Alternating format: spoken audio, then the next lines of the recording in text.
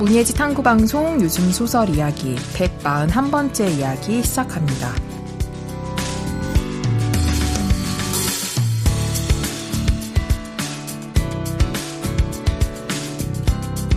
안녕하세요. 저는 해방촌에서 서점 고요서사 운영하고 있는 차경희입니다. 네, 안녕하세요. 저는 KBS 1라디오에서 라디오 프로그램 제작하고 있는 이주영입니다. 네, 오늘은 저희가 자음과 모음 2023년 여름호 57호인데요. 들고 왔고요. 이 안에서 백오은유 작가의 단편소설 회생이라는 작품 한번 이야기해보겠습니다. 네, 이번 자음과 모음은 기존의 게스트 에디터 시스템에 익숙했던 분들에게는 좀 낯설실 수 있고 표지부터가 일단 확 달라졌죠. 네. 그래서 혁신호인 거예요. 그런데 안서연 평론가는 이 호를 작은 혁신이라고 표현을 하더라고요. 저도 그 이유에 대해서는 그냥 이제 추측할 수밖에 없는데 네. 사실 게스트 에디터 제도가 문예지에서는 꽤나 혁신적인 시도였다고 저는 생각을 하거든요. 네. 그런데 이제 4년 만에 그 게스트 에디터 제도를 이제 접고 어떤 혁신을 꾀하면서 결국에는 비평에 대한 공간으로 자모라는 문예지의 지면을 좀 더 깊이 있게 활용한다라는 취지의 혁신이라는 생각이 들더라고요. 네. 그런데 이거를 왜 작은 혁신이라고 얘기를 했을까? 사실 지면의 코너도 많이 개편이 됐고 네. 구성적인 면에서도 그러한데 뭐 이전에 자모가 게스트 에디터 지면만 있었던 것은 아니고 나름의 이제 시소라던가 뭐 이제 새로운 비평을 추구하는 그리고 메일을 주고받는 코너라던가 이미 비평에 대한 초점을 많이 맞춰가고 있었던 터라 그거에 대한 연장이어서 작은이라는 것을 앞에 붙였을까라는 생각을 하게 되더라고요. 네. 그리고 이번에 혁신 방향은 각 호의 특집에 머무르지 않고 이전의 비평 담론을 다음 지면에서도 이어가고 싶다라는 대화의 지속성에 대한 고민을 했다라는 이야기가 앞에 서문에 담겨 있더라고요. 네. 그래서 사실 문예지를 구독하는 분들은 굉장히 소수일 거라고 생각을 하고 어쩌면은 읽고 싶은 작품이 있거나 화제가 되는 문예지들을 개별적으로 구매하는 분들도 아마 소수일 거라고 생각은 하지만. 그렇죠, 맞아요. 네, 그래서 문예지를 연속적으로 읽는 경험이 사실은 많지는 않을 거라는 생각을 해요. 그럼에도 어떤 기록의 측면에서는 비평의 대화를 이어간다라는 것도 의미가 있을 수 있겠다라는 생각은 하기는 했는데 네. 사실은 문예 작품의 독자로서는 친절한 비평, 리문학론이라는 이제 코너도 있는데 네. 비평에 대해서 사실 그만큼 친숙하거나 어떤 독자로서의 효율적인 도구로 삼지는 않았기 때문에 비평을 읽는다는 것을 네. 저 또한 문학을 다루는 일을 하지만 비평에 소홀했던 것은 사실이라 어떤 이야기들이 담겨 있는지에 대해 한번 진중하게 읽어보면 좋겠다라는 생각을 하면서도 막 엄청 새로운 호기심이 들지는 않았어요. 네. 그래서 사실은 지금 여기에 실려있는 이번 비평들을 꼼꼼하게 읽은 것은 아니고 조금 어떤 것들이 있나 이제 목차를 소개를 해드리자면 네. 크리티카라는 지면에 이제 이어서 가고 있죠. 그래서 네. 소영현, 김미정, 위근우 평론가의 글들이 실려있고 그리고 이번에는 자음과 모음, 신인문학상, 경장편 소설상, 청소년 문학상 그리고 제1회 이지북 초록별 샤미 SF 환경 동화상까지 이제 발표가 난 거에 대한 이제 평이 실려 있고요. 네. 그리고 이게 아마 연재 코너인 것 같은데 한국문학 가이드북이라고 해서 노태은 평론가의 한국문학에 대한 굉장히 친절한 연성화된 글이 실려 있는 것 같아요. 일단 첫 번째 글은 그렇게 읽혔거든요. 네네. 그래서 한국 소설을 읽으시겠다고요? 정말로요? 라는 에세이라고 이제 볼 수 있는, 뭐라고 해야 될까요? 권고하는 글이라고 읽었는데. 네, 말 그대로 가이드처럼 느껴졌어요. 네. 네. 근데 한국 소설을 안 읽어보거나 관심이 있으신데 어떻게 읽어야 될지 모르는 분들을 타깃으로 쓴 글이라는 생각은 들었는데 하지만 이건 어쩔 수 없는 것 같아요. 문예지 네. 안에 이 글을 실었다는 건 일단 문예지를 발견하게 해야 되는 거기 때문에. 그러니까요. 저도 그 부분에서 네. 한국문학 좋아하는 네. 독자로서 네. 이게 문예지를 깨고 멀리 나아가서 소개돼야 할 텐데라는 좀 생각을 네. 가지면서 읽었습니다. 그리고 사실은 조금 아쉬운 건 한국 소설을 읽고 싶다고 했을 때 관련 컨텐츠가 많지 않은 건 사실이지만 문예지 이외 것들을 우리가 뭐 다른 오디오 클립이라던가 팟캐스트 컨텐츠라던가 다른 일상적인 왜 그 신문에 연재했던 것도 있잖아요. 지금은 끝난 것 같긴 한데 요즘 소설에 대한 뭐 코너들 네, 한소방 기자, 네네네 네. 그런 것들을 발견할 수 있는 기회도 있는데 문예지에 대한 집중도를 소개했다는 거는 조금 아쉬운 생각이 좀 네. 들었습니다. 요소야를 들으시면 네. 될 텐데.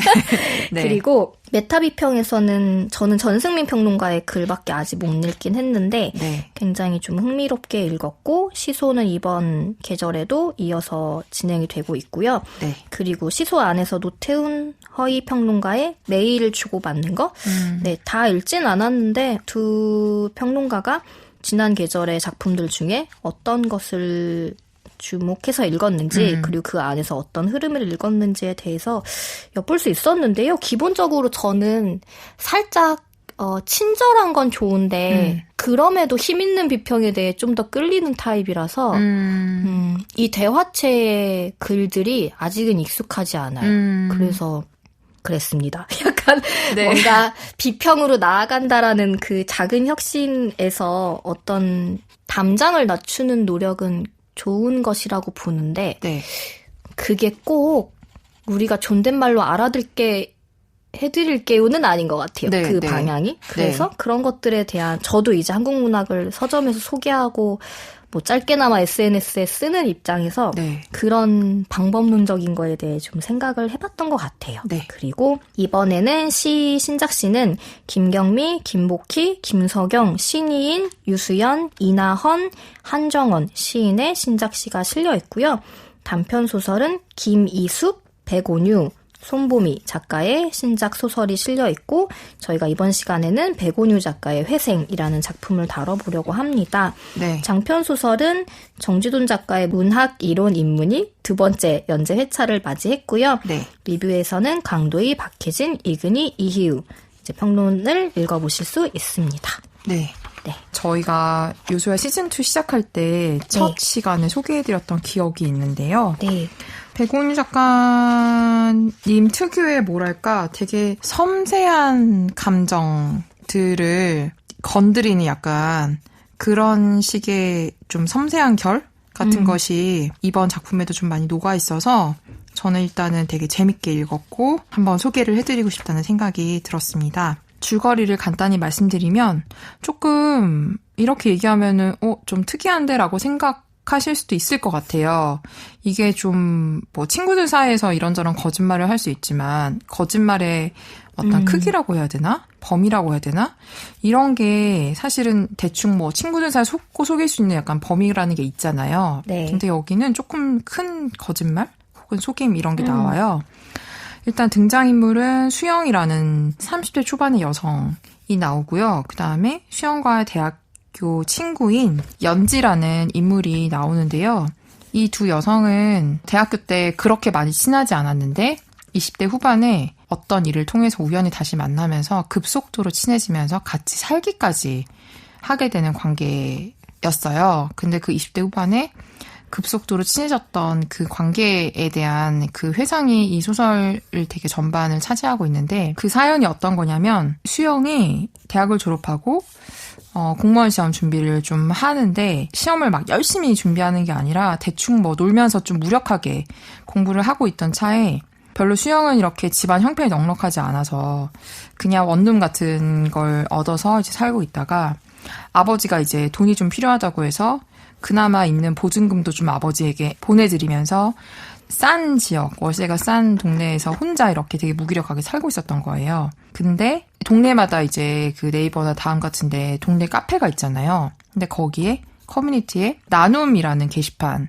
있는데 그 수영이 사는 동네가 이 나눔 게시판이 되게 활발하게 작동하고 있는 그런 동네였던 거죠. 그 동네 커뮤니티가. 네. 그래서 수영은 뭐 돈도 별로 없고 계속 이제 쪼들리니까 이 나눔 게시판을 적극적으로 활용하기 시작했는데 나눔한다고 계속 올려주는 사람, 무료 나눔하는 사람, 이 사람의 정체를 모른 채 계속 나눔을 받고 있다가 어떤 해프닝을 통해서 이 나눔해주는 이 사람의 정체를 알게 됐는데 이 정체가 아까 제가 처음에 말했던 연지라는 대학 동창이었던 거죠. 근데 이 연지라는 인물은 수영이랑 달리 정말 비싼 아파트, 고층 아파트에 혼자 살고 있고 부모에게 유산을 미리 물려받아서 그냥 혼자 그 호화로운 생활을 누리고 있는 쇼핑 중독자였던 거예요. 그래가지고 맨날 연지는 이 물건 저 물건을 사다 보니 혼자 사는데 처치할 수 없는 그런 물건들이 쌓여가고 이걸 되게 흔쾌히 나눔하고 수영은 이걸 되게 흔쾌히 받아가다가 연지가 너 그냥 우리 집에서 살래 같이? 이렇게 된 거죠. 근데 사실은 연지가 수영에게 같이 살자고 제안을 한 이유는 수영이 연지에게 처음 만났을 때 이런 경위로 아기 임리를 임신했다고 이야기를 거짓말을 하면서부터 연지가 되게 수영에게 마음을 좀 많이 주게 된 거예요. 그래서 수영은 같이 살자고 하니까 좋은데 애를 임신했다는 거는 언젠가 좀 거짓말이니까 밝혀야 될 것 같고. 네. 근데 그 타이밍을 되게 계속 못 잡아서 그냥 계속 시간이 갈수록 연지가 그냥 임신했다는 것을 믿게 그냥 그렇게 살았던 거죠. 연지네 집에서. 근데 어느 날 연지에게 수영이 아기를 임신한 게 아니라는 가짜라는 것을 들통나게 되고 둘의 관계는 완전히 네. 부서지게 됩니다. 네. 그래서 그 이후에 수영이 어떤 식으로 살아가고 그다음 연지를 몇 번 찾아가면서 관계를 다시 회복하려고 하고 그리고 이 소설이 현지에서 사는 그 관계를 상당히 회복했다고 믿는 수영이 연지와 짧게 만나는 그 에피소드를 담고 있는데 저는 애를 임신했다는 거짓말을 한다고? 라는 것에서 일단은 조금 네.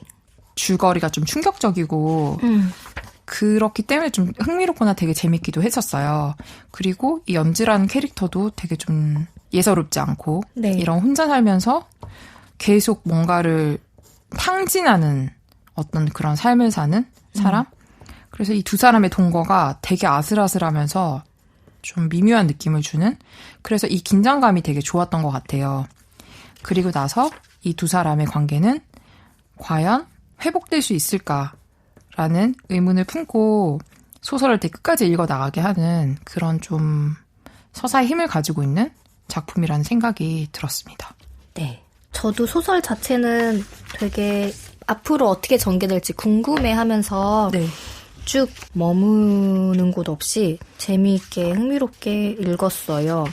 근데 확실히 수영이나 연지 두 인물 중 어느 인물에도 막 이렇게 공감이 되거나 이해되는 마음은 들지 않았고 이 둘의 관계 되게 미묘하다라는 생각을 했고 네. 수영은 그나마 자신의 이야기를 털어놓는 쪽에 가까우니까 네. 수영이라는 인물은 이런 사람이구나에 대해서는 잡히는 부분이 있는데 연지라는 사람의 마음이나 캐릭터는 진짜 전혀 모르겠더라고요. 네. 왜냐하면 수영이라는 인물을 받아들여준 호의가 있는, 마음의 여유가 있는, 그러면서도 외롭기 때문에 수영에게 의지하고 싶었던 이런 인물로 봐야 하는 건지 네.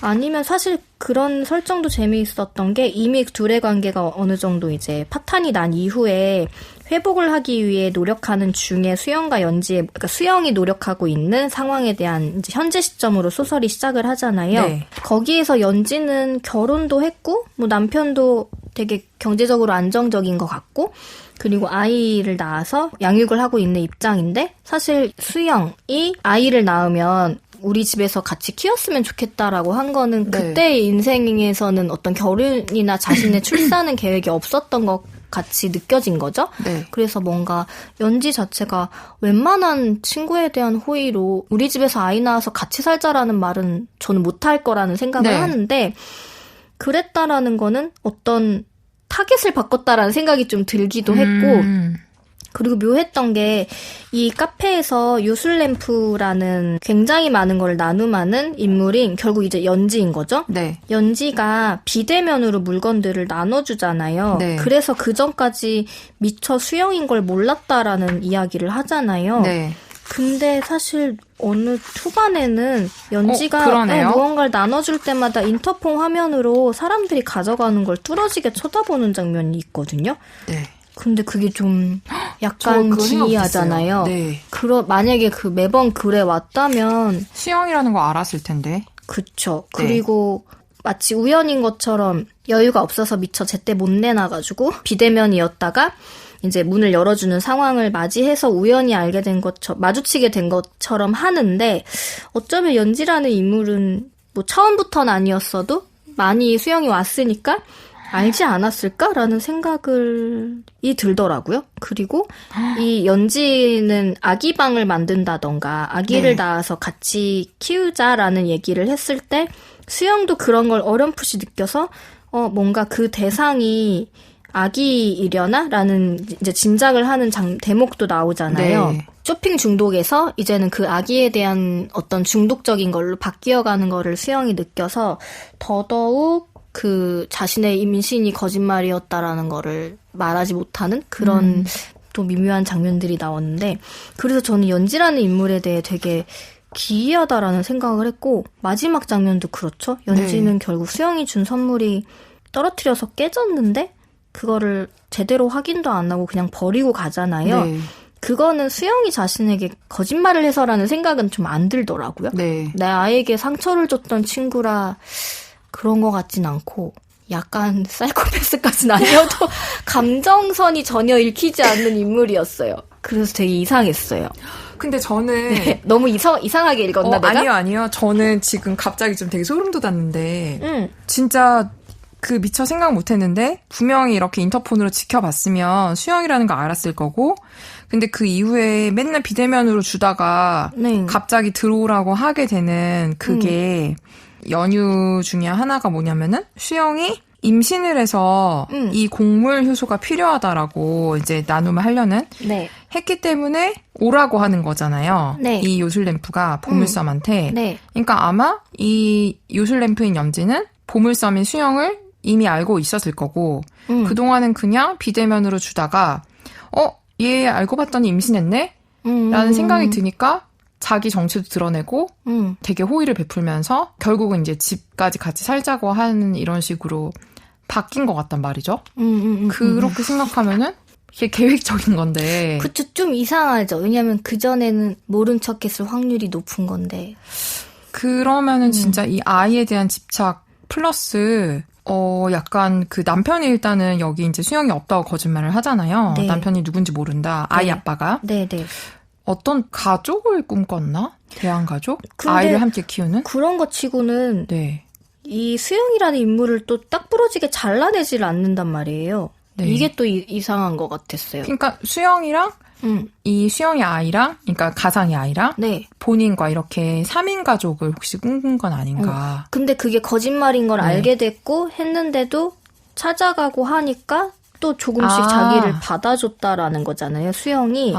연지가 수영을. 저는 그냥 이거는 되게 그냥 연지의 사회생활이라고 생각했어요. 그냥 어떤 일종의 가면을 쓴 상태 혹은 별 의미 없는 정도의 왜냐면은 그 현재 서사에서 수영이랑 만날 때도 연지가 되게 오기 싫어하는 것처럼 늦게 오고 막 이러지만 막상 딱 만나면 활짝 웃잖아요. 수영한테. 맞아요. 그리고 수영이 그 대안학교 선생님이 됐다고 약간 살짝 이제 과장을 해갖고 얘기를 하니까 너무 잘 됐다 기쁘다 막 이렇게 하는 걸 보고 근데 분명히 애가 그렇게까지 아프지 않은 것 같지만 어린이집에서 연락을 받고 나 이제 가봐야 돼 하고 가버리는 거 저는 그냥 사회생활이라고 생각을 하긴 했는데 근데 마지막에 이 대사가 엄청 또 생각하니까 갑자기 이 소설이 좀 스릴러 호러가 되는데 이제 애 때문에 가봐야 한다고 하면서 뭐 다음에 맛있는 거 살게 난 괜찮으니까 어서 가봐 하니까 연지가 이제 수영한테 너는 딱 지금처럼 살아 애 낳을 생각하지 말고 이렇게 얘기하잖아요.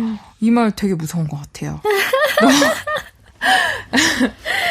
그때도 애 없었지만 그 애를 가지고 수영이 엄청난 거짓말을 했는데 넌 딱 지금처럼 살아 애 낳을 생각하지 말고 이렇게 말하는 게 저는 좀 무서웠어요. 이거 그냥 애 낳은 엄마들의 푸념 같은 거 아닌가요? 저는 아닌 것 같아요. 저는 이렇게 가시가 있는 말인 거, 뼈가 있는 말인 것 같아서. 네네네. 너는 앞으로도 애 낳을 생각하지 마. 넌 나한테 약간 이렇게 말하는 것까지는 아니겠지만 어쨌든 약간 좀 묘하네요.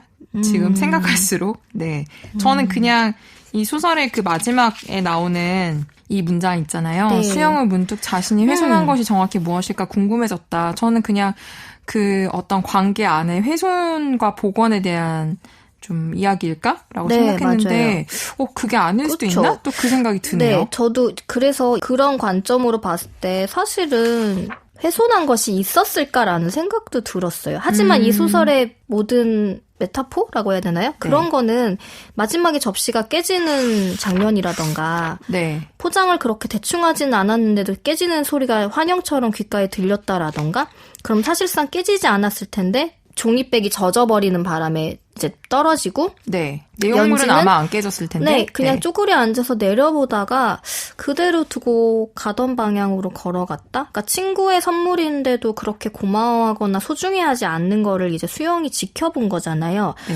그래서 처음에는 저도 이 훼손했다라는 게 그치 관계가 그런 큰 거짓말로 맺어졌다면은 회복이 당연히 힘들지라는 생각을 했는데 이전의 관계로 돌아갈 수는 없겠지라는 생각으로 단순하게 생각을 했는데 소설을 읽고 나서 곰곰이 이제 떠오르는 생각들은 근데 노력하는 거잖아요. 수영은 그쵸. 거짓말에 대한 어떤 참회일 수도 있고 네. 자신이 그때 굉장히 의존적으로 노력하지 않고 살았던 거를 그 계기로 좀 열심히 그 후에는 살아오려고 했으니까 네. 그런데 수영이 훼손한 것은 연지와의 관계에서 훼손한 것은 사실 없지 않았을까라는 생각도 들었어요. 네, 그래서 이 소설이 선명하게 어떤 내용을 담고 있구나라고 읽힌 건 아니고 그냥 정말 되게 세부적인 것들이 살아있는 소설인데도 네. 연지라는 인물의 마음에 대해서는 하나도 파악할 수 없었던?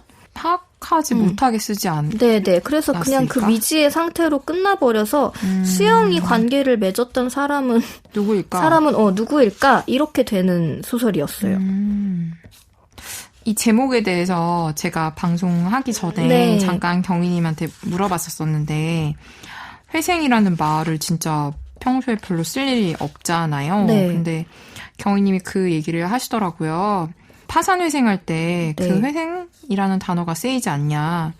근데 수영의 관점에서 보면은 진짜 파산 후에 회생 절차를 약간 좀 성실하게 이행하고 있는 그런 네, 사람처럼 보이긴 해요. 네. 이 완전히 무너졌다가 이제 이 연지에게 뭐 이것저것 사주고 연락하고 이러면서 좀 빚쟁이한테 빚 갚는 느낌으로 약간 회생 절차를 열심히 밟고 있는데 되게 공허하다라는 생각이 좀 들기는 하는데 네. 어쨌든 좀 얘기를 하면 할수록 좀 미묘한 숨겨져 있는 지점들이 네. 좀 손에 안 잡히는 느낌이 드네요. 이게 뭐 소설이 나쁘다는 뜻이 절대 아니라 궁금증을 좀 불러일으키는 네, 그런 작품이어서 어떤 상황이나 인물에 대해 보여줄 만큼 보여주는데 사실은 보여주는 게 거의 다 감춰놓은 것처럼 네. 하나 아는 건 연지라는 사람은 자신이 얻고 싶은 게 있으면 얻는 사람인가 보다라는 생각은 들었던 것 같아요. 네, 연지가 20대 후반에 막 이렇게 사는 거 봤을 때는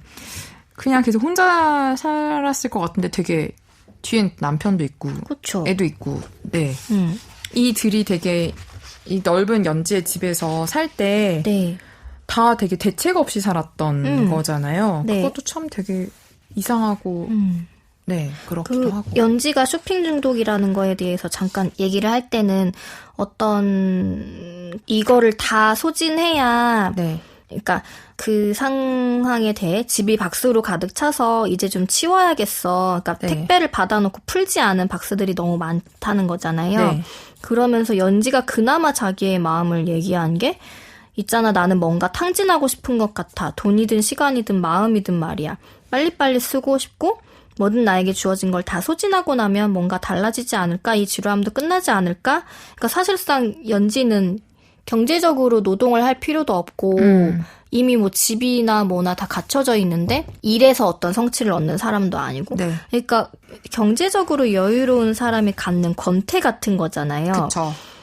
그래서 그때 수영이 마음을 쏟을 대상을 아기라고 정했으면 어떡하지라는 이제 위기의식을 느끼게 되는 장면인데 그거를 그 집에 자신의 계획에 수영과 수영의 아기가 없어지면서 아마 그 다음에 이제 전기가 결혼과 출산이었겠죠? 네. 그런 그 정도만 진짜 제가 그래서 얻고 싶은 게 있으면 다 얻어버리는 사람이구나 정도만 파악했다고 말씀드린 건 결국엔 그게 정말로 가족과 아이였다면 이룬 거잖아요. 네, 근데 왜 그냥 진작에 이루지? 왜 그때는 그랬을까? 어떤 기회를 탐색하고 있었는데 굴러 들어왔다고 생각하지 않았을까요? 집 앞으로? 왜냐하면 결혼하고 하려면 또 나가서 누군가를 만나야 되잖아. 설마 이 나눔 받으러 온 사람이랑 결혼한 건 아닐 거 아니에요? 그런 건 아닐 거고. 아니, 엄청 사랑했나 수영을? 아닌데 그건 아닌 것 같아요. 네, 그래서 앞뒤 맥락이 사실 이어지진 않아요. 현재와 이 과거의 이야기가. 네. 그냥 수영이라는 사람의 여전히 연지에게 자신이 아래에 있는 것처럼 얘기하는 거? 그 정도의 관계성은 보여주긴 하는데 네. 현재 그러니까 수영의 마음은 되게 이해가 돼요. 연지와의 관계를 회복하는 게 본인한테는 엄청나게 중요한 과제지 않을까? 이게 그러니까 네. 거짓말을 했다는 걸 씻어버리고 싶은 거죠. 용서받는 거잖아요. 네. 아, 괜찮은 거여서 괜찮아. 뭐 그럴 수도 있지라는 말을 결국 연지한테 듣고 연지가 자기를 받아들여주는 게 수영이 자기가 이제 가졌던 죄책감이나 어떤 그런 과오가 이제 없어지는 그런 느낌이라 수영은 왜 매달린지는 알 것 같긴 한데. 근데 사실 수영조차 연지에게 미안한 감정보다는 자기의 과거에 대한 이해나 그거를 진짜 말 그대로 씻어내고 싶은 마음이 맞아요. 더 크지 않았을까? 네, 그러니까 본인 스스로 약간 죄책감이나 그런 걸 좀 떨치고 싶은 그런. 네. 그러니까 사실 관계 회복이 방점이 아니라. 네, 지난 시간에 다룬 임선우 작가의 소설은 정말로 연관성 없는 사람들이 우연히 만나 진심을 주고받은 이야기라면 이 둘은 관계를 맺은 세월은 훨씬 오래됐지만 진심이란 거는 거의 없는 관계이지 않을까라는 생각을 좀 대조적으로 들기도 하는 것 같아요. 그리고 같이 살기까지 하지만 약간 한 번도 서로를 좀 쳐다본 적이 없는 사람들 같네요. 네, 그러니까 관계라는 게 꼭 어떤 시간이나 빈도랑은 비례하지 않는다라는 거. 이 소설이 그런 걸 얘기하는 건 아니지만 비교를 해보자면 근데 이게 되게 현실적인 부분도 분명히 갖고 있는 것 같아요. 네, 맞아요. 마음을 다 내놓지 않는 관계라는 게 요즘 사회에서 너무나 가능하기 때문에 그런 거에 대한 생각도 들고 굉장히 건조하고 냉담한 소설? 그래서 사실 백운유 작가의 그 전 소설들하고 또 조금 다르게 읽힌 것도 있고. 맞아요. 근데 이 소설에서 그래도 약간 유머 같은 게 있는 게 있잖아요. 네. 특히 저는 이 나눔받는 이 커뮤니티 안에서의 약간 댓글 싸움. 댓글과 대댓글이 난무하면서 서로 비난하고 박제해서 막 비난하는 이 장면이 너무 현실감 있는 거예요. 저는 유머를 안 읽히고 너무 정말요? 무서우셨어요? 호러 같았어요. 저는 너무 현실적인 호러 같았어요. 현실이죠. 약간 저희가 몇 회 전에 소개한 그 드레스룸인가요? 그것처럼 커뮤니티. 이 커뮤니티 안에 어떻게 이렇게 정말 실제적인 막 그 단어가 오고 가는 맞아요. 재광초 총동문회장이랑 수영이랑 싸우는 이 기싸움은 정말 좀 놀라웠습니다. 하지만 너무 유쾌하지 않았던 것 같아요. 이 소설이 유쾌하지 않았다는 게 아니라 그런 게시판의 그 분위기? 그냥 너무 모르겠어요. 이제는 누군가한텐 정말 큰 기회니까 이걸 작은 일이라고 하면 안 되는데 지켜보는 사람들의 요즘 피로감? 조금 딴 얘기지만 다들 자기만의 정의감이 엄청 이상한 정의감이 뚜렷한 상황들? 그리고 뭐랄까 어떤 잘못한 사람이 있으면 그 사람을 되게 때로 달려들어서 단죄하려고 하잖아요. 그런 분위기가 커뮤니티에 되게 좀 제일 적나라하게 들어가 있지 않나라는 생각을 또. 단죄하고자 하면 단죄할 만한 근거를 너무나 잘 찾을 수 있기 때문에 이 지금 수영의 댓글 목록을 파악했던 사람들처럼 그거를 막 거지 구걸 목록이라고 한다던가. 제가 생각해도 수영이 과했다라고 생각할 수는 있는데 알지도 못하는 사람을 이렇게까지 진짜 비난할 수 있을까라는 생각? 맞아요. 을 하면서 반성을 해보게 됩니다. 반성? 댓글만 안 남겼지 그런 생각을 저도 할 때가 있는 것 같으니까 이건 너무 이거야말로 정말 엄청나게 현실적인 가상의 공간이었던 것 같아요. 갑자기 좀 2탄을 읽고 싶다는 생각이 좀 드네요. 이 회생 다음에 연지가 어떻게 됐을까? 시점으로. 연지가 제일 궁금해요. 네, 연지 시점을 혹시 써주실 의향이 있으시면 써주시면 좋겠다는 생각도 해보면서. 근데 참 소설을 읽을 때 좋은 소설에 대한 저도 모르게 어떤 감정을 혹은 상황에 어떤 인물에게 이입하는 거를 좋아하는데, 그리고 이입에 성공시키는 소설이 여운이 남기도 하잖아요. 근데 진짜 뭔가 이런 소설을 읽고 근데 되게 여운이 남는다고 느낀 건 오랜만이었던 것 같기는 해요. 아무에게도 이입하지 못했지만 맞아요. 되게 이 두 인물의 이야기를 궁금하게 만드는 거? 네, 되게 묘하다라는 생각을 저도. 네, 물론 누군가는 이입할 수 있겠죠? 근데 이제 저한테는 좀 거리감이 느껴지는 인물들이어서. 그리고 좀 더 쓰여졌으면 좋겠다. 뒷이야기 궁금하다라는 생각도 저는 약간 들었는데 여기서 끝나서 좋기도 하고 또 궁금하기도 하고 그랬던 것 같아요. 네. 일부러 여기서 끝낸 느낌? 네, 마지막 장면은 진짜 인상적이에요. 앞에 이 선물에 대한 구구절절한 이야기들이 나오기 때문에 이런 그러니까 당연히 그 봉투가 젖어버렸다라는 설정은 뒤에 가서 어떻게 또 나오겠지라는 생각을 했지만 이런 식으로 끝날이라는 생각은 사실 못했기 때문에 되게 효과적이었던 것 같아요.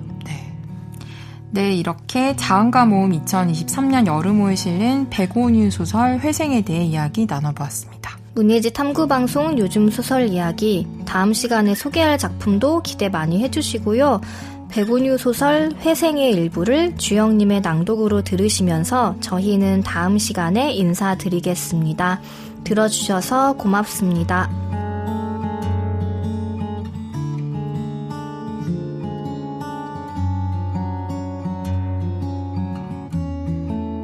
카페 유리창을 통해 멀어지는 연지의 뒷모습을 물끄러미 바라보았다. 서둘러 일어난 것 치고는 발걸음이 느릿했다. 바람이 불자 낙엽이 우수수 떨어졌다. 그 순간 연지가 들고 있던 쇼핑백에서 선물 상자가 떨어졌다. 종이가 너덜거리는 것을 보니 젖은 바닥이 찢긴 모양이었다. 연지는 떨어진 상자를 보고 어쩔 줄 몰라 했다. 그럴 리 없는데도 유리 깨지는 날카로운 소리가 환청처럼 수영의 귓가에 울린 듯 했다. 수영은 문득 자신이 훼손한 것이 정확히 무엇일까 궁금해졌다. 수영은 가만히 연지를 보았다. 접시가 그리 쉽게 깨질 리는 없다. 포장을 그렇게 대충 하지는 않았을 것이다.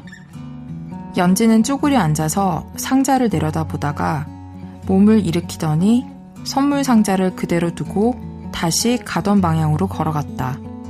사람들이 지나다니는 인도 한복판에 떨어진 그 상자는 한참 동안이나 그렇게 우두커니 놓여 있었다.